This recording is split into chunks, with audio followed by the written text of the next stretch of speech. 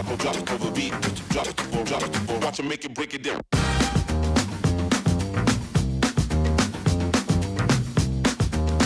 In our next session, we're gonna listen to Malik, Tyler, and James as they will tell us everything about the TikTok made me buy it hashtag and how you as a brand can redefine how you engage with consumers to really drive sales. Looking forward to this one. It's all about TikTok. I love that. Stage is yours, Malik, Tyler, and James. Break it down.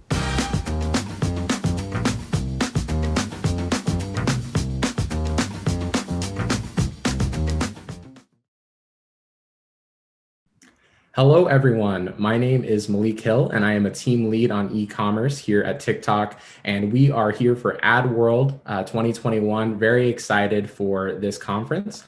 I'm joined by two wonderful panelists today to have an awesome conversation about authenticity on TikTok. I'm pleased to introduce Tyler DeRemus from Step and also James Imrie from BetterHelp. Welcome, guys. How's it going? Doing well. Thanks for having me. Amazing. Well, I'd love to just start out asking you both to introduce yourselves before we dive into today's session. Why don't you go first, James? Can you tell us a little bit about BetterHelp and about what you do for the company? Yeah, sure. Hey, everyone, thanks for having me here. I'm James. I run the creative team over at BetterHelp. We are the world's largest online therapy platform. Users sign up with us and we match them to a therapist and then help facilitate that communication online. So for a monthly subscription, once you're matched to a therapist, you can have weekly live sessions with them via phone, video, and live chat. Plus, you can text your therapist whenever you want. And our goal is really to help destigmatize mental health and make therapy that much more accessible by providing it online. Fantastic. And can you tell us a little bit more about what you do at BetterHelp? Yeah, so I oversee all of the creative for our visual advertising channels, and I've also kind of taken the lead on our TikTok advertising. Fantastic. And Tyler, you're next. So Tyler, working at Step, we are going after a problem of financial literacy that has been approached by little, and we are going after this topic that is kind of seen as taboo. People literally will discuss anything besides their personal finances, whether it's politics or health issues or even religion. So Gen Z is trying to break this mold and definitely like the generation that we think will do so. 97% of teens believe that financial literacy is important, but only 38% believe that they're actually able to go after kind of solving their personal finance issues. So that's where Step comes in. Our mission is to improve the financial futures of the next generation. And so to do that, we've built a modern day banking platform, which provides teens and families with a free FDIC bank account, a secured spending card, and then a P2P payments platform so you can send and receive money with friends or family instantly. So one of the core things that we also did is we enable teens to actually start building their positive credit history before they turn 18, so that when you approach your first cell phone bill, you actually have a credit score that is more in the positive direction. So what I do at Step to kind of bring this to life is I lead our growth team. So really focus on growing our customer base and our brand through channels like TikTok. Wow, both of these super important, topics to be focusing on: mental health, financial literacy. Really honored to have both of you here. I think there's a little bit of overlap between those two focus areas on our platform. So we'll tease out both the similarities and differences as we kind of continue on with today's conversation. Quick follow-up though for our audience: do you guys have any favorite TikTok creators? Tyler, I'll put you on the spot first. Yeah. I would say a recent one that I like is a creator called DJ Beats, I think it is. It basically shows you songs that you didn't know were samples, and there's a lot. So yeah, that's a cool one I've been following. James, how about you? Well, I also love DJ Habib. That's a great channel. Actually, very relevant to you, Tyler. I follow someone, Kyla Scanlon. She does a great job of kind of breaking down macroeconomic financial topics in such a pleasant way, and she's really pioneering a lot of financial literacy, and it's just a great channel with really great daily updates. That's awesome. Creators are a huge part of TikTok, about the whole TikTok universe. And I think we'll get a little bit more info about that and how your brands are leveraging them. But it's always nice to see that personal side. So thanks for opening up a bit with everyone. Before we dive into that discussion fully, I'd love to get a quick elevator pitch from each of you about how you're tackling the platform. What do you say is your secret sauce on TikTok? James, do you want to lead us off on this one? Sure. So we're kind of utilizing TikTok in three ways. One is definitely organic content. We recognize the scale that can bring for our brand. The other is kind of sponsored content for the purposes of driving conversions and some brand awareness. And then the third pillar is really that sponsored content for the purposes of boosting and creative sourcing and using that in our ad creative. Awesome. A lot of different methods that you're using there. And Tyler, how about you guys at Step? Yeah, I think very similar within those three pillars, and especially thinking about bringing authentic, genuine content about the Step story to life. So having TikTok be a content engine for us, which obviously is creator led. I think one of the core kind of pieces to how we've built our brand is to really bring authentic voice to why financial literacy is important. So having not just things come from us, but also from our community and customer base. And so obviously, like in my generation, like the Billboard or MTV commercial might have been where you heard about something new, or you get your entertainment is on those channels back in the day. And so now we kind of believe that TikTok is merging into an entertainment platform that we can then leverage from a communication standpoint to bring our message to life and do it in a very agile and nimble way that doesn't require like the lead up of having a billboard. I'd love to plus one on that a little bit more too. One of the things that you mentioned was about the way that people are kind of finding that personal connection with the brand. I'd love to hear a little bit more about how you're having these cultural conversations, because as we know with TikTok, there's the whole trend of hashtag TikTok made me buy it, and people really taking that personal investment and connection with the brands that they love. Tell me a little bit more about the way that you sort of forge these cultural connections on the platform and connect with the community.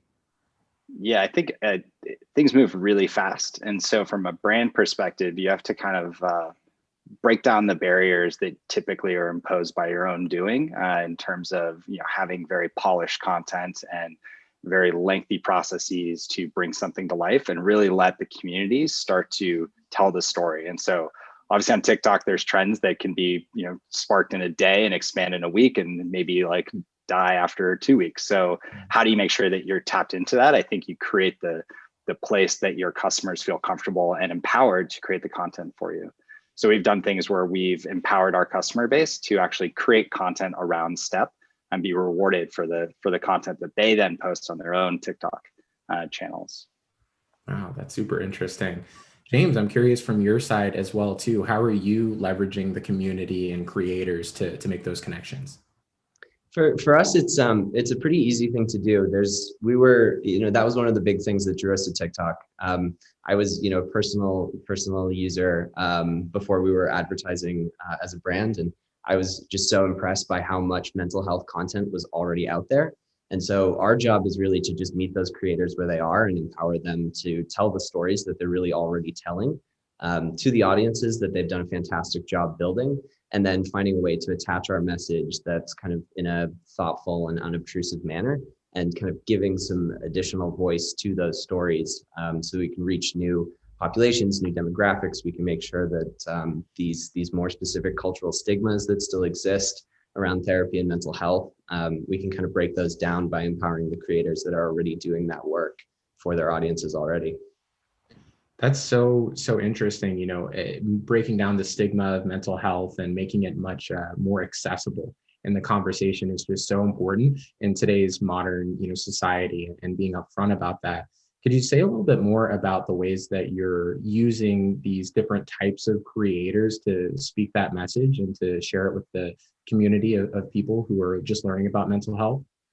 Yeah, I mean, one of the silver linings that has come out of the last year or so is that we've seen the general stigma around addressing mental health reduce significantly. But now it's sort of a question of how do we keep pushing that so that those people that do, have to deal with those specific cultural stigmas or are dealing with a mental illness that doesn't really get talked about as much.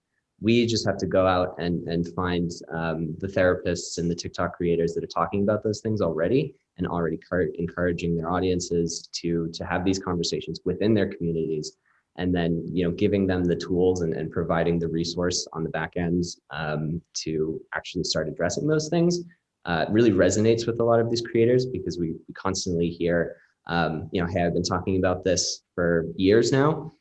People are finally starting to pay attention, but when my audience reaches out and is looking to start therapy or is looking to start addressing their mental health, I need a resource. And so we're kind of filling that gap, and by providing the resource, it's really giving a lot more motivation to have these conversations within these communities. Well, another conversation that I know historically is one that people like to avoid is talking about money. So I'm curious, with this new generation and the way that you're taking things on in the modern day with TikTok, Tyler, can you tell me a little bit more about how you guys are, engaging with that community and tapping into creators?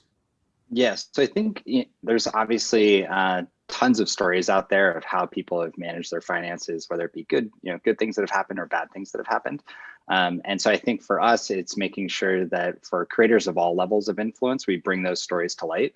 Because I think the biggest piece to achieving success with your personal finances is facing this obstacle where you feel like you're alone and what you're trying to overcome, and you feel like you can't reach out for help, which is very similar to probably some of the challenges at BetterHelp.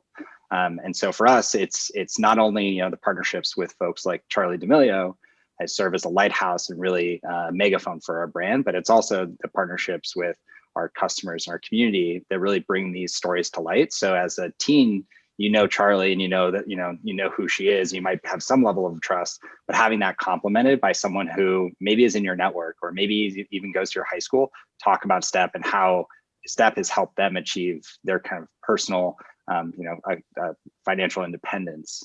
Those stories, I think, actually bring a little bit more of a bridge to that transition from a teen into an adult, where they face all these challenges and they're trying to figure out how to navigate it. So those are the stories that I think we try to figure out the best platform to bring to life.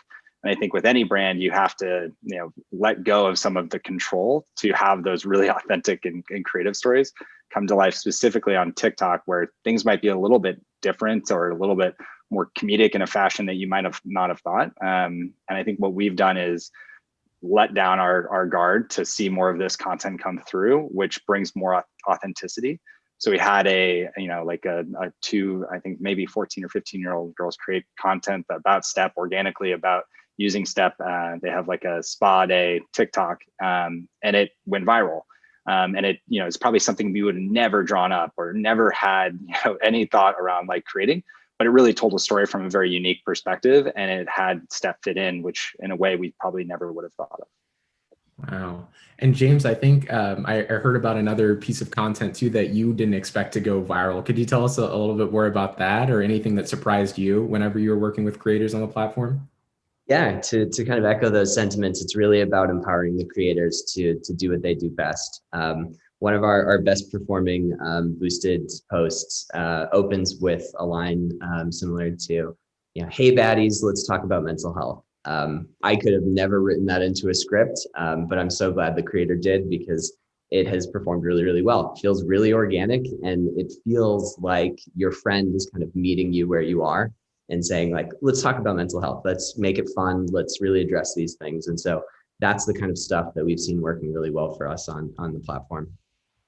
Yeah, I love how, you both talk about how creators really make the content more accessible. I'm curious, Tyler, also from working with creators like Charli D'Amelio and that whole journey, all the way down to people like you, that you might just see in your high school or someone else that you just see in your community. Can you talk a little bit more about those two, classes of creator, and maybe a little bit more on Charli D'Amelio? I know you guys have had a long journey with her as a brand.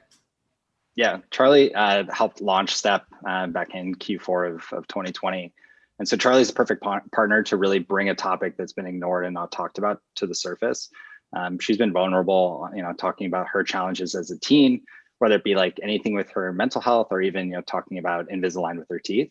And so for us to partner with someone that fits our demographic and has a very large audience to bring our message to them, it was a perfect partner. So there's still, I think it's like 29 states that don't require personal finance in their curriculum. And so Charlie has 100 million plus followers on TikTok. So we can really start to bridge that gap with a relationship with her. And so that relationship obviously serves as a lighthouse with other folks that create content and are creators. And it gives a form of kind of like legitimacy to what we're trying to do. And obviously like Charlie influences other folks that are creating content. And then on the kind of all the way down to folks that maybe don't have as big as followings, but are very creative platform, like TikTok in particular, they democratize creativity and make it easy for a teen who maybe only has 500 followers to create really engaging content. And for us, those two pieces are as equal and as important. And so it's really about making sure that we create process and systems to service both of them, but also have them complement each other. Right. So switching gears a little bit here, you both have mission-driven companies that are doing such really impactful work, and I'm sure that inspires you to come to work every day and get excited. But at the end of the day, you guys are, of course, businesses. So I'm really curious, from your perspective, how has leaning into TikTok and really being advocates so early on in the business, how has that impacted your overall results? Maybe James, if you want to start first. Yeah, the one notable thing that really stood out to us in the beginning was how well TikTok is scaled, even without any kind of advanced targeting around pixels and stuff like that. The real aha moment for us was when we did a takeover placement at the end of 2020. We saw a huge spike in traffic coming from TikTok on that day, and we had a lot of attribution through our "How did you hear about us?" question, and we continued to see that for several days afterwards. And so that was really the fuel we needed to start scaling our TikTok campaigns and making a bigger impact on the channel and a bigger investment. That has been really impressive. We've never ever seen that anywhere else on any other kind of channel. And it has really impacted the way we think about content for our other digital advertising channels, right? The moniker has really been, make it as organic as possible. And I know you guys like to say, make TikToks, don't make ads. That is so true. And I think that has a lot of implication on other channels as well. So my mission over the last couple of months since we've started to scale our TikTok activities is finding ways we can bring some of the secret sauce that makes TikToks work to other advertising channels as well. That's awesome. So you talked a little bit about content and a little bit more about, this big brand push. How have you guys leveraged that at Step, being kind of a really data-driven and app-based company as well? Curious in how this has, leveraged and benefited you as a company.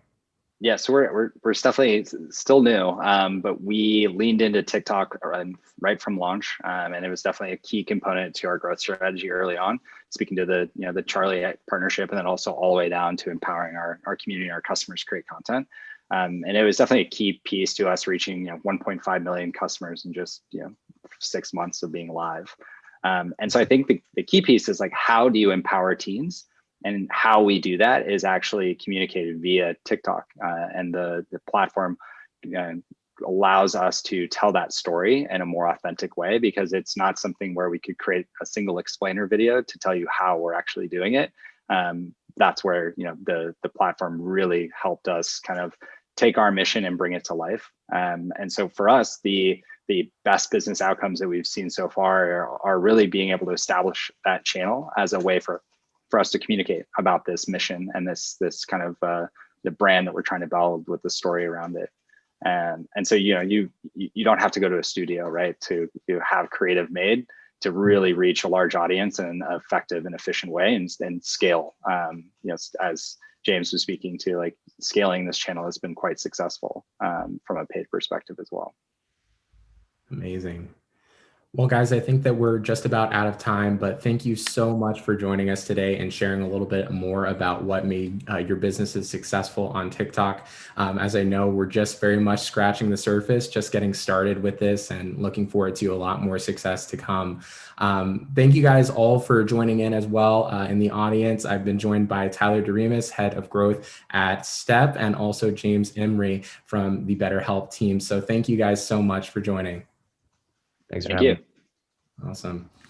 Well, with that, we'll wrap things up here. Thank you, AdWorld. Thank you, everyone, for organizing this conference. We're really excited about this partnership, and we wish you guys all the best of luck. Thank you so much for joining us.